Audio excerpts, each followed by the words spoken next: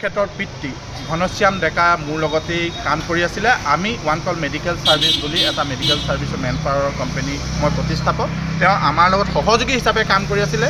তেওঁ যি সন্তান যথেষ্ট মেধাৱী সম্পন্ন সন্তান, তেওঁ NDA পৰীক্ষাৰ বাবে যোৱাকালি ৰাতিপুৱা তেওঁ গুৱাহাটীৰ পৰা তেওঁ ঘৰলৈ গৈছিলে। NDA পৰীক্ষাৰ বাবে যিখিনি কোচিং মেটেৰিয়েল লাগে সেই কোচিং মেটেৰিয়েলখিনি তেওঁ গুৱাহাটীত বিচাৰিছিলে। গুৱাহাটীত নোপোৱাৰ বাবে তেওঁ সন্তানক পইচা দিবলৈ গৈছিলে আৰু সেই পইচাই লৈ তাই নলবাৰীৰ পৰা কিতাপ কিনিবলৈ গৈছিলে। কিন্তু কিতাপ কিনি ঘূৰি আহোঁতে আপোনালোকে দেখা পাইছে যে লভ জেহাদ কৰিবলৈ গৈ এজন মুছলমানৰ সন্তানে কেনেকৈ কিমান নিম্নভাৱে তেওঁক হত্যাৰ প্ৰয়াস কৰিলে। আৰু তেওঁৰ লগত যি ঘনশ্যাম ডেকা ভতিজাক গৈছিলে, যি ককায়েক, যদি আমাৰ ভাতৃ থাকোঁতেই ভগ্নী এগৰাকীক এনেধৰণে হত্যা কৰিব পাৰে তাতকৈ আৰু কি দুখৰ কথা। তাকো অসমত, আমাৰ অসমীয়া এতিয়া কোন জেগাত আছোঁ।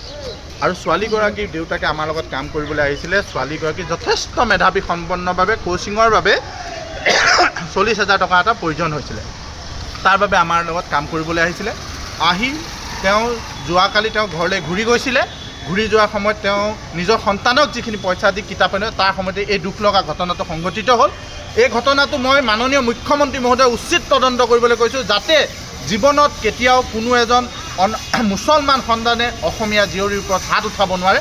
তাৰ বাবে উচিত তদন্ত কৰক, কাৰণ তেখেত এগৰাকী মেধাৱী সম্পন্ন ছাত্ৰী আৰু তেওঁ NDA নিচিনা এটা কম্পিটিটিভ এক্সামৰ বাবে প্ৰিপেয়াৰ কৰিছিলে, যাৰ যোগেদি অসমত চাগে আমি ভৱিষ্যতে এগৰাকী সুদক্ষ সেনা বিষয়া পালোহেঁতেন। কিন্তু আজি চাওক তেওঁ কেনেকৈ GMC ICUত মৃত্যুৰ সৈতে যুঁজি আছে। কোনো এগৰাকী অসমীয়া সন্তানে এনেকুৱা ধৰণে মৃত্যুৰ সৈতে যুঁজিব লাগে নহয়, যাতে তাৰ এক দৃষ্টান্তমূলক শাস্তি প্ৰদান কৰক। তাৰ বাবে মই মাননীয় মুখ্যমন্ত্ৰী মহোদয়ক টানি অনুৰোধ কৰিলোঁ। লগতে আৰু এটা অনুৰোধ কৰিছোঁ মাননীয় মুখ্যমন্ত্ৰী মহোদয়ৰ লগতে স্থানীয় বিধায়ক জয়ন্ত মল্ল বৰুৱা ডাঙৰীয়াক। ঘনশ্যাম ডেকা ডাঙৰীয়া যথেষ্ট আৰ্থিকভাৱে পিছপৰা। যদি তেওঁলোকে এই গুৱাহাটী মেডিকেল কলেজৰ চিকিৎসাৰ বাবে যিখিনি খৰচ হয় সেইখিনি চৰকাৰৰ পৰা যদি তেওঁলোকে সুবিধা কৰি দিয়ে, এতিয়া আমি গৈছোঁ যিমান পাৰোঁ সামান্য পৰিমাণে আমাৰ পিনৰ পৰা আৰ্থিক সাহাৰ্য দিছোঁ।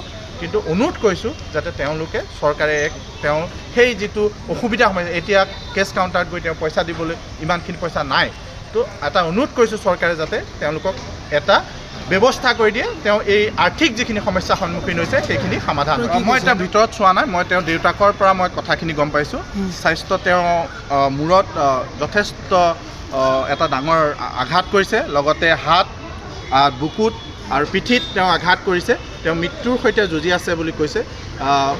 মই তাইক বহুত সৰুৰ পৰা দেখিছোঁ, তাই মেট্ৰিক পাছ কৰোঁতো মই গৈছোঁ। চ' বহুত দুখ লগা কথা।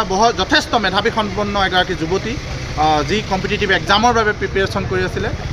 চ' আপোনালোকে সকলোৱে এই বিষয়টো মাননীয় মুখ্যমন্ত্ৰী মহোদয়ৰ ওচৰলৈ পঠাই দিয়ক, যাতে তেওঁ এক উচিত তদন্ত কৰিব পাৰে আৰু লগতে এই যি স্বাস্থ্যৰ চিকিৎসাৰ বাবে যি খৰচ হয় সেই খৰচখিনি যাতে চৰকাৰে বহন কৰে, এইটোৱেই মোৰ এক কাটৰ অনুৰোধ।